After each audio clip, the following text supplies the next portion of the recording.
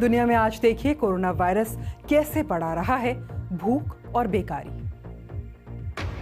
Corona संक्रमण के संकट में घिरे दुनिया भर के मजदूर, अंतर्राष्ट्रीय श्रम संगठन की चेतावनी, 1.5 अरब से ज्यादा कामगारों से छिन सकता है रोजगार, कई देशों में बेकाबू हो सकती है भूख की समस्या, भारत पर भी असर।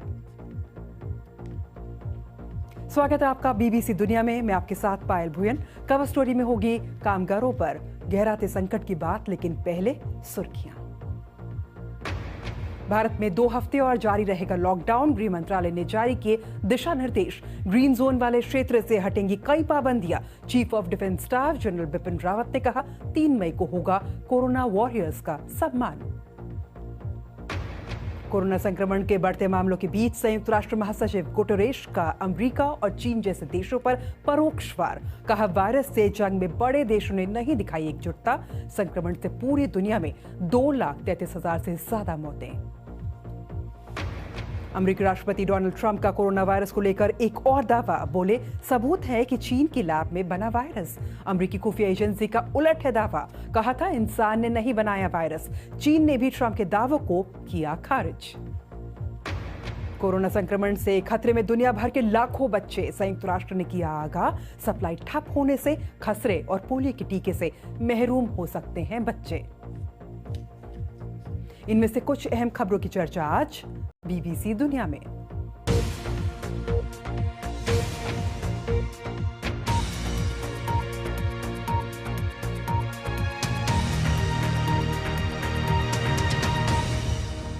आज मजदूर दिवस है और बात उस सवाल की जिसका सामना दुनिया भर के कामगार कर रहे हैं। कोरोना महामारी चिंता का बड़ा मामला है या फिर लॉकडाउन के चलते बढ़ रही भूख की समस्या और बेकारी। कवर स्टोरी में आज इसी की बात।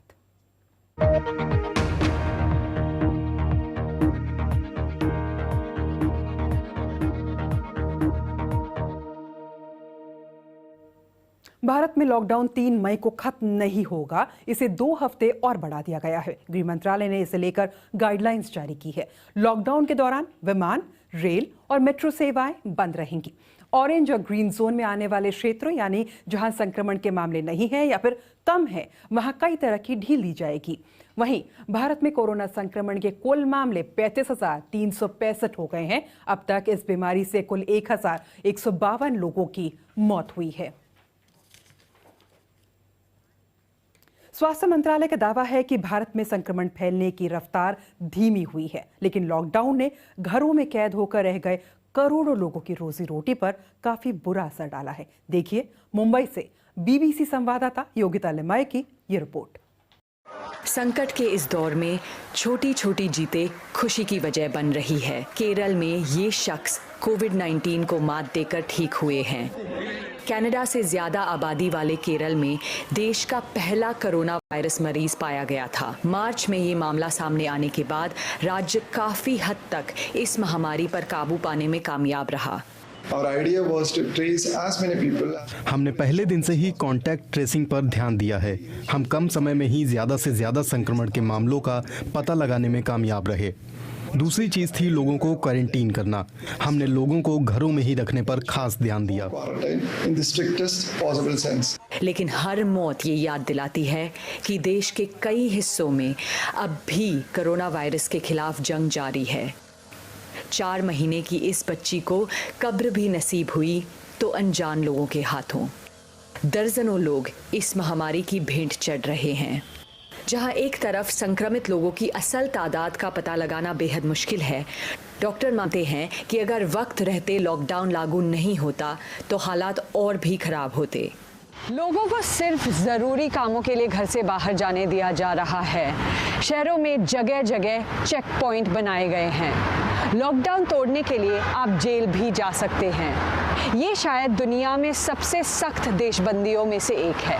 भारत के इतिहास में पहली बार रेलगाड़ियों के पहिए थम गए, उनके साथ जहाज उड़ने बंद हो गए और सभी तरह के सार्वजनिक परिवहन पर भी रोक लगा दी गई। लेकिन महामारी रोकने के इन उपायों से लाखों दिहाड़ीदार मजदूरों के सामने रोजी रोटी और रिहाइश का संकट पैदा हो गया। ये कतार लगभग 3 किलोमीटर लंबी होगी। देश के कई हिस्सों में ये नज़ारा अब आम है। शेख मुफिजुल मजदूरी करके घर चलाते थे, अब परिवार के साथ सड़क पर आ गए हैं। जब बांटने आ रहे तब लेके खा रहा, नहीं बांटने आ रहे तो भूखा रह रहा। हर तरफ से परेशानी हो रही है। अब गाड़ी उड़ी सब बंद पड़ा हुआ है। गाड़ी उड़ी खोले तो तभी जा पाऊँ।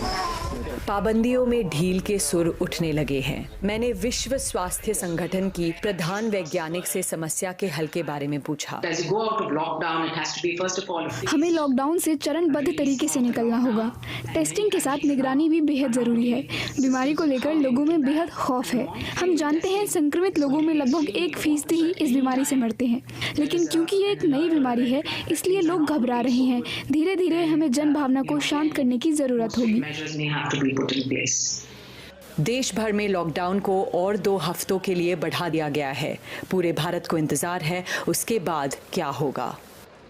Yogita Limaye, BBC news, Mumbai. और इस बीच अंतर्राष्ट्रीय श्रम संगठन ने चेतावनी दी है कि कोरोना संकट की वजह से दुनिया के आधा ज्यादा श्रमिकों की रोजी रोटी छिन सकती है। सबसे ज्यादा मार असंगठित क्षेत्र के मजदूरों पर पड़ेगी। BBC ने दुनिया के अलग अलग हिस्सों के उन लोगों से बात की जो हर दिन कमा कर खाते हैं। कुछ भी हो, मगर इन लोगों को भोजन की चिंता नहीं होती थी।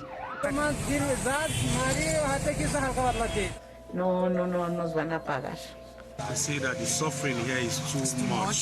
It's getting out of hand.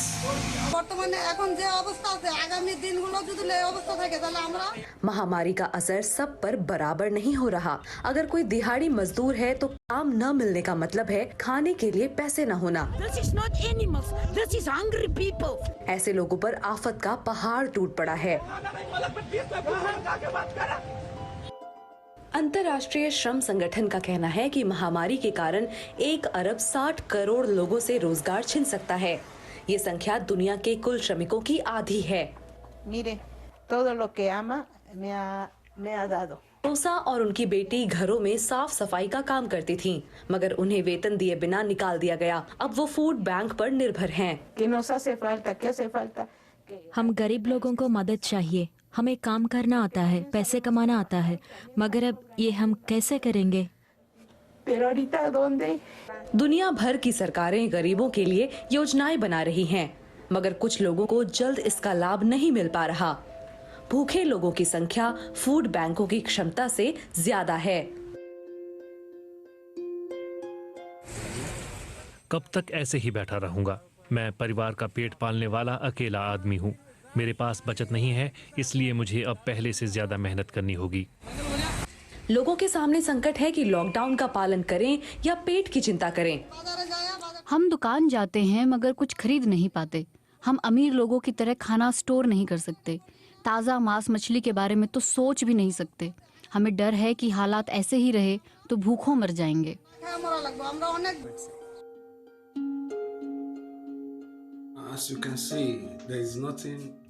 आप देख सकते हैं कि किचन में कुछ नहीं बचा है। घर में भी कुछ खाने को नहीं है। सब कुछ खाली है। इस डब्बे को देखिए, ये भी खाली है।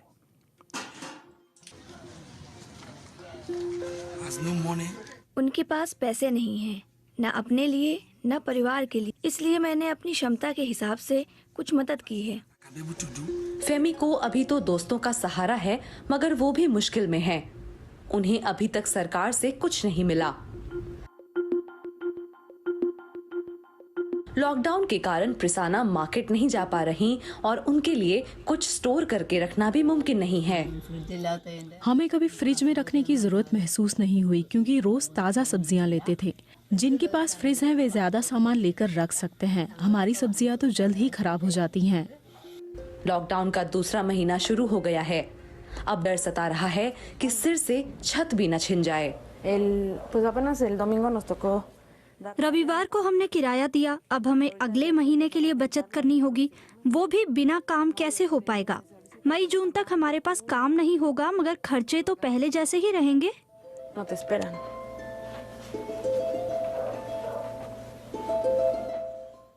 एक छोटे से ब्रेक के बाद देखिए भारत के कपड़ा निर्यात पर कैसे गहराया संकट। BBC दुनिया में अभी बहुत कुछ है बाकी, बने रहिए हमारे साथ।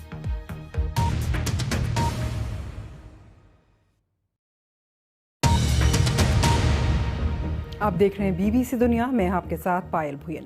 कोरोना वायरस ने कारोबार पर भी जबरदस्त चोट की है।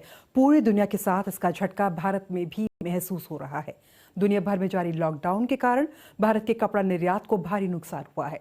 अमेरिका और यूरोप से मिले तमाम ऑर्डर्स कैंसिल हो गए हैं। पैसों का भुगतान नहीं हो पा रहा है और लाखों कर्मचारी घर पर बैठे हैं। देखिए बीबीसी संवाददाता अरुणोदय मुखर्जी की ये रिपोर्ट। ये मशीनें इन दिनों खामोश है। पहले की तरह कामगारों की कोई हलचल भी नहीं है। लॉकडाउन के बाद से ही उत्तर प्रदेश के इस कारखाने में सन्नाटा छाया हुआ है। काम पूरी तरह से थम चुका है। जैसे जैसे बचे हुए काम का अनबार बढ़ता जा रहा है, वैसे ही घाटा भी। यहाँ बनने वाले ज्यादातर खेल का सामान और कपड़े अमेरिका और यूरोप निर्यात होते हैं। लेकिन अब जब पश्चिमी दुनिया में ही कारोबार ठप पड़ा है, वहां से मिलने वाले ऑर्डर भी बंद हो गए हैं। सभी को ये आ रही है कि आगे हम अपने लोगों की सैलरीज कैसे पे कर पाएंगे, और नए ऑर्डर्स भी, क्योंकि दुनिया भर में लॉकडाउन हो रहा है तो दुनिया भर से ही ऑर्डर्स आने बंद हो गए हैं। तो बिल्कुल ही बिजनेस स्टैंड स्टिल हो चुका है। ना ऑर्डर्स आ रहे हैं, ना माल जा रहा है। तो बहुत ही बड़ी प्रॉब्लम है। भारतीय देश के वस्त्र निर्यात उद्योग से जुड़ी तकरीबन 80 लाख महिलाओं में से एक है। घर की रोजी रोटी का भार सिर्फ उनके कंधे पर है और गुजारा आम दिनों में भी मुश्किल से ही हो पाता है। घर का खर्चा चलाने में बहुत ज़्यादा दिक्कत हो रही है, क्योंकि मम्मी पापा भी नहीं है तो घर का खर्चा मेरे को चलाना पड़ता है सारा। पढ़ाई का भी खर्चा, फिर घर का खर्चा। तो इस वजह से लॉकडाउन बढ़ता जा रहा है तो हमें दिक्कत हो रही है घर के खर्चा चलाने में भी। भारत के जीडीपी का लगभग 16% वस्तुओं के निर्यात में आता है। 10 करोड़ से ज्यादा लोगों का रोजगार इसी सेक्टर से जुड़ा है। निर्यातकों का कहना है कि सरकार की ओर से राहत पैकेज ही अब उन्हें उबार सकता है। किसी के पास एकदम पैसा नहीं है और मजदूरों को मजदूरी देने के पैसे भी नहीं है, चालू करने के लिए कच्चा माल खरीदने के लिए पैसे नहीं है, ऑर्डर सारे कैंसिल हो चुके हैं और पेमेंट आ नहीं रहे हैं। जो माल सप्लाई कर दिया उसका कोई पेमेंट नहीं आ रहा है। तो ये साइकिल कैसे चालू होगा, वो एक सोचने की बात है। लॉकडाउन की वजह से भारतीय अर्थव्यवस्था को रोजाना तकरीबन 38,000 करोड़ रुपए का नुकसान हो रहा है। हालांकि सरकार ने कोविड-19 से अब तक मुक्त कुछ इलाकों में थोड़ी छूट दी है, लेकिन जानकार मानते हैं कि भारत की अर्थव्यवस्था को पटरी पर लौटने में अगर सालों नहीं तो महीनों का वक्त जरूर लगेगा।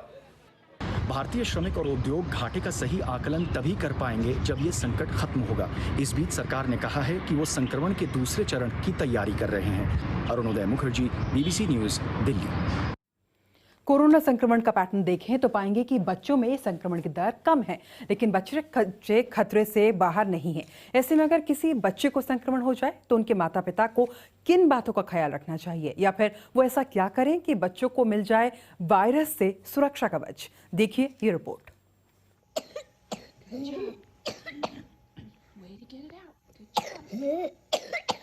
4 साल का लिंकन कोरोना वायरस से संक्रमित है और आईसीयू में है। कोलोराडो के अस्पताल में लिंकन को जिंदा रखने के लिए ऑक्सीजन दी जा रही है। ये सब देख रही हैं उनकी मां एना, जो कि खुद एक डॉक्टर हैं।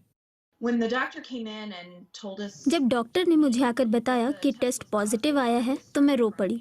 मैंने सोचा कि मैं तो इसे लेकर बाहर गई ही नहीं, फिर ये कैसे हो गया। 3 हफ्ते के बाद लिंकन ने बीमारी को हरा दिया। विशेषज्ञों की सलाह साफ है कि कोरोना वायरस से बड़ों के मुकाबले बच्चों को कम खतरा है, पर ब्रिटेन के डॉक्टरों ने अभिभावकों को सावधान किया है कि अगर उन्हें बच्चे की भौहें चढ़ी हुई नजर आएं तो ये कोरोना वायरस से संक्रमण का मामला हो सकता है। एना लोगों से सतर्क रहने को कह रही हैं। मैं नहीं चाहती थी कि बाद में किसी बच्चे के माता पिता अफसोस करें और ये कहें कि अगर वे घर में रहते तो उनका बच्चा संक्रमित नहीं होता। दुनिया भर की सरकारें लोगों को लॉकडाउन में धैर्य रखने की सलाह दे रही हैं और ये तस्वीरें हमसे कह रही हैं कि कोरोना के खिलाफ जंग सावधानी के बिना नहीं जीती जा सकती। अगर आपके घर में बच्चे हैं तो ये सलाह आपके काम आएगी। वक्त एक छोटे से ब्रेक का। ब्रेक के बाद देखिए लॉकडाउन में टापू पर फंसा एक जोड़ा कैसे बिता रहा है वक्त। तो मिलते हैं एक ब्रेक के बाद।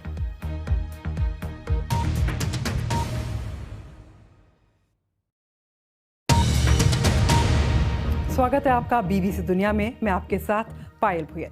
कोरोना वायरस की वजह से जहां कई लोग घरों में बंद हैं, तो वहीं एक ऑस्ट्रेलियाई जोड़ा ऐसा भी है जो एक द्वीप पर फंस गया है। केविन और अडेल फ्रेसर आइलैंड पर गए थे, जो कि क्वींसलैंड के समुद्री किनारे से थोड़ी दूरी पर है। वो यहाँ मौजूद हॉलिडे होम्स के रखरखाव के लिए गए थे। 1 महीने बाद भी वो वहीं फंसे हैं, आबादी से मीलों दूर। पर वो आखिर कर क्या रहे हैं, आइए देखते हैं। हमें यहाँ पर रखरखाव के लिए बुलाया गया था। यहाँ आए बस 1 हफ्ता ही हुआ था कि इस जगह को बंद कर दिया गया। फ्रेजर आइलैंड ऑस्ट्रेलिया के पूर्वी तट पर मौजूद एक विश्व धरोहर स्थल है। लॉकडाउन की वजह से केविन और अडेल मार्च के आखिर से यहाँ फंसे हुए हैं। वो हॉलिडे होम्स के एक ग्रुप के लिए देखभाल का काम कर रहे हैं।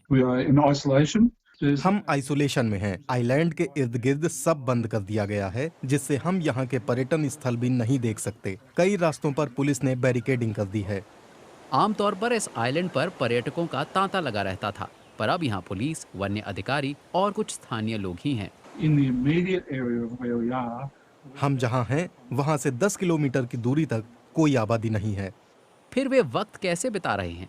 Oh, we're busy. Yeah, we're still maintaining the property. And then the one thing that we are allowed to do here on the island is go fishing. So we head off for a fish whenever we can. 5, you caught more than 5. That's considered an essential here on the island. हमारे लिए ये काफी जरूरी है, क्योंकि हम यहाँ रह रहे हैं और मछली हमारे भोजन की जरूरत कुछ हद तक पूरी कर देती है। लॉकडाउन से पर्यटन पर निर्भर स्थानीय अर्थव्यवस्था प्रभावित तो हुई है, पर इससे वन्यजीवों और पर्यावरण को काफी फायदा पहुंचा है। इस जोड़े को जुलाई के अंत तक यहाँ रहना होगा, क्योंकि जिन केयरटेकर्स को यहाँ आना था वो पहुँच नहीं सकते, इसलिए इन्हें तब तक रुकना होगा।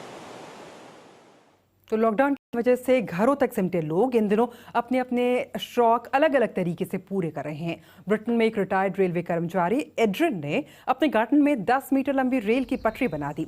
अब वो अपनी बीवी को 14 मीटर और रेल ट्रैक बनाने के लिए मना रहे हैं। तो वहीं दक्षिण भारत की एक लड़की बॉटल पेंट करने के अपने शौक को कोरोना वायरस मरीजों की मदद के लिए इस्तेमाल कर रही हैं। कार्यक्रम आपको कैसा लगा, आप मुझे ट्वीट कर बता सकते हैं। मेरा ट्विटर हैंडल है @पायल भुयन। सोमवार को आपसे फिर मुलाकात होगी।